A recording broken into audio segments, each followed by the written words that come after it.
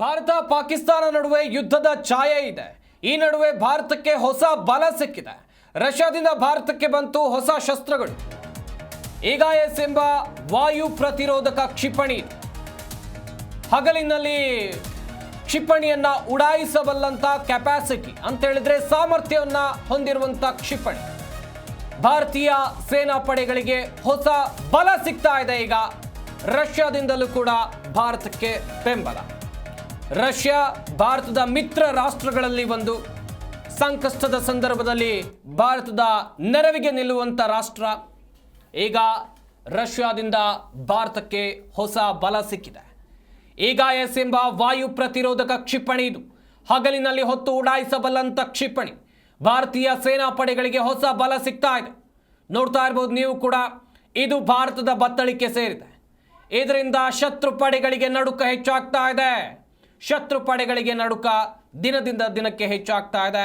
ಕಾರಣ ರಷ್ಯಾದಿಂದಲೂ ಕೂಡ ಭಾರತ ಸೇನೆಗೆ ಬಲ ಸಿಗ್ತಾ ಇದೆ. ಮಿತ್ರ ರಾಷ್ಟ್ರದ ಬೆಂಬಲ. ಮಿತ್ರ ರಾಷ್ಟ್ರ ಯುದ್ಧಕ್ಕೆ ಸನ್ನದ್ಧವಾಗ್ತಾ ಇದೆ.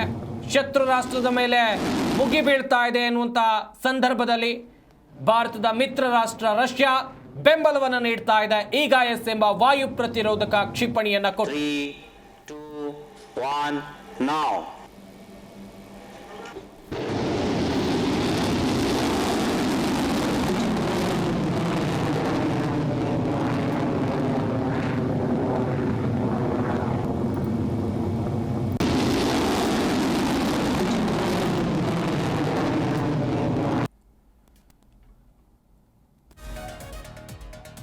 ಈಗ ಸಿಗ್ತಾ ಇರುವಂತಹ ಬಿಗ್ ಅಪ್ಡೇಟ್ ಅಂತ ಹೇಳಿದ್ರೆ, ಶಸ್ತ್ರಾಸ್ತ್ರ ತಯಾರಿಕೆ ಕಾರ್ಖಾನೆ ಸಿಬ್ಬಂದಿಗೆ ರಜೆಯನ್ನು ರದ್ದು ಮಾಡಲಾಗಿದೆ ಎನ್ನುವಂಥದ್ದು ಗೊತ್ತಾಗ್ತಾ ಇದೆ. ದೇಶದ 12 ಶಸ್ತ್ರಾಸ್ತ್ರ ತಯಾರಿಕಾ ಕಾರ್ಖಾನೆಗೆ ಇದು ಅನ್ವಯ ಆಗುತ್ತೆ.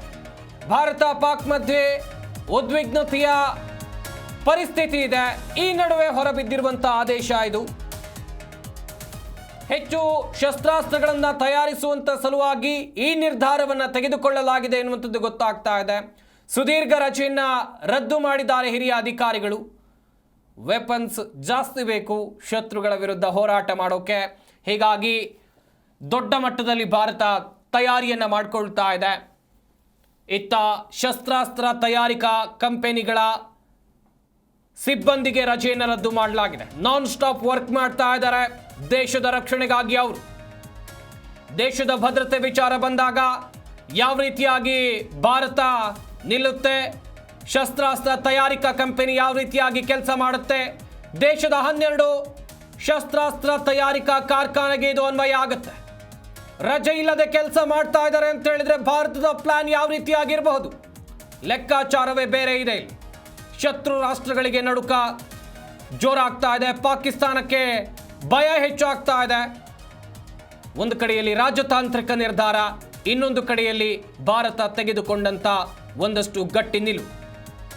ನಾಟ್ ಇಮಿಡಿಯೇಟ್ಲಿ ಬಟ್ ಡೆಫಿನೆಟ್ಲಿ ಅಂತಾರಲ್ಲ, ಅದೇ ರೀತಿಯಲ್ಲಿ ಭಾರತ ಖಂಡಿತವಾಗ್ಲೂ ಈ ಬಾರಿ ಪಾಕಿಸ್ತಾನವನ್ನ ಬಿಡೋದಿಲ್ಲ ಅಂತೇಳಿ ವಿಶ್ಲೇಷಣೆಗಳಾಗ್ತಾ ಇದೆ. ಪ್ರತಿಯೊಂದು ಹಂತ, ಪ್ರತಿಯೊಂದು ಹೆಜ್ಜೆ ಎಲ್ಲವನ್ನು ಕೂಡ ನೋಡ್ತಾ ಹೋಗಬೇಕಾಗುತ್ತೆ.